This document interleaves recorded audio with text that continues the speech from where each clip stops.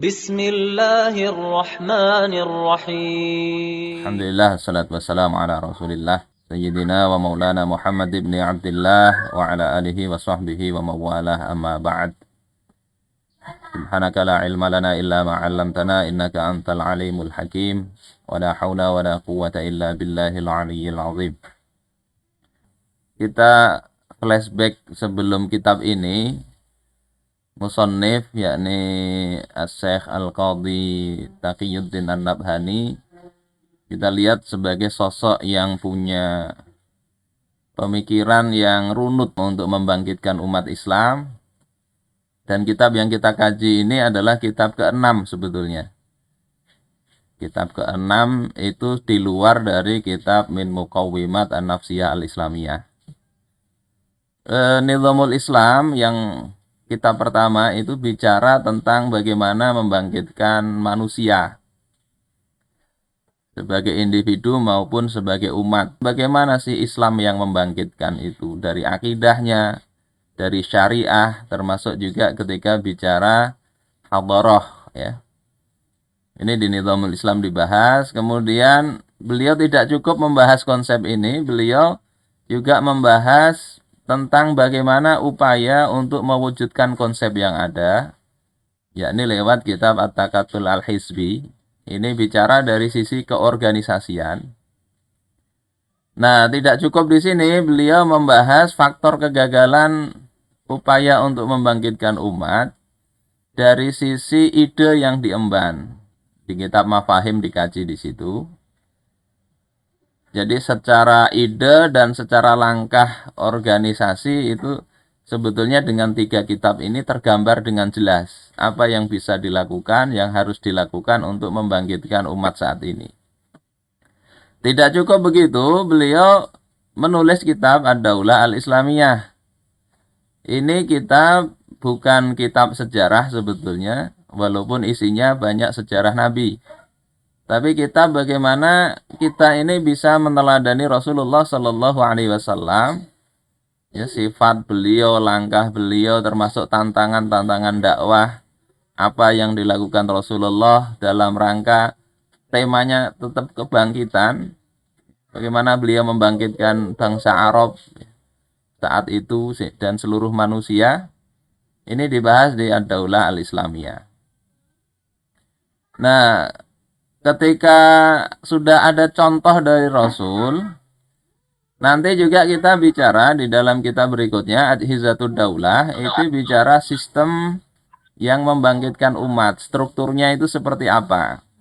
Nah, kemudian yang kita kaji pagi ini adalah kitab yang mengatur tentang sistem pergaulan. Jadi, titik tekan kitab ini bagaimana negara itu mengatur pergaulan antara pria dan wanita. Bukan kitab fikih, bukan. Kalau fikih nanti terlalu panjang. Saudara-saudaraku yang dimuliakan oleh Allah Subhanahu wa taala, ini review kitab-kitab sebelumnya. Nah, mana yang belum dikaji itu bisa dipelajari lagi.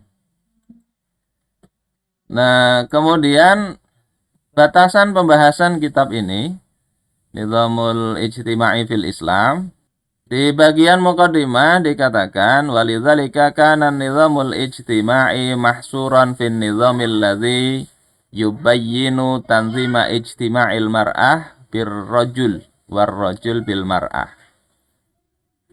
Musannif ingin membedakan antara sistem sosial dengan apa yang kita bahas di kitab ini dibatasi pada sistem yang menjelaskan bagaimana pengaturan interaksi perempuan dengan lelaki, lelaki dengan perempuan.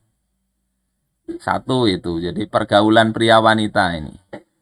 Kemudian yang kedua wa yunazimu ala qatal mar'ah bir rajul war rajul bil mar'ah. Bagaimana mengatur hubungan atau alaqah antara laki-laki, ya, perempuan dengan laki-laki maupun laki-laki dengan perempuan, an-nasyi'ah an ijtima'ihima, yang muncul dari hubungan laki-laki dan perempuan. Jadi pergaulannya dibahas, terus dari pergaulan itu kan muncul banyak hubungan. Ada orang yang nggak ada hubungan kerabat, begitu anaknya kita nikahi, tiba-tiba kita harus memanggil bapak, memanggil ibu mertua. Yang lain-lainnya jadi ipar. Ini hubungan yang muncul dari pergaulan itu. Kemudian wa yubayyinu kullama yatafarra'u an hadhil alaqah. Dan menjelaskan apa yang tercabang dari hubungan perempuan dan laki-laki ini. Jadi tiga hal ini yang dibahas di kitab Sistem Pergaulan di dalam Islam. Tentunya tidak sedetil di kitab-kitab fikih. Sehingga kalau mau cari rinciannya, baca kitab fikih.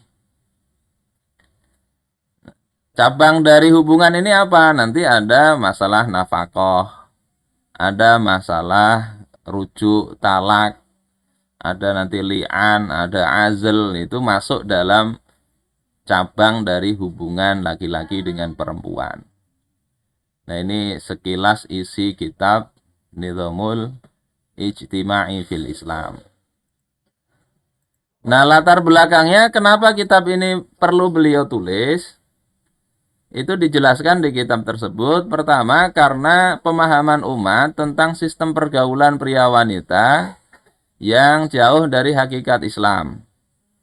Ya, ada dua kelompok di kalangan masyarakat itu. Yang pertama yang melampaui batas atau tafrito, yang ya kita bisa lihat terpengaruh dengan ide-ide barat dalam hal modernisasi katanya, dengan kemudian bergaul dengan bebas. Mereka bebas buka aurat, bahkan yang lebih parah mereka bebas untuk seks non marital, istilah lain untuk berzina. Ini melampaui batas.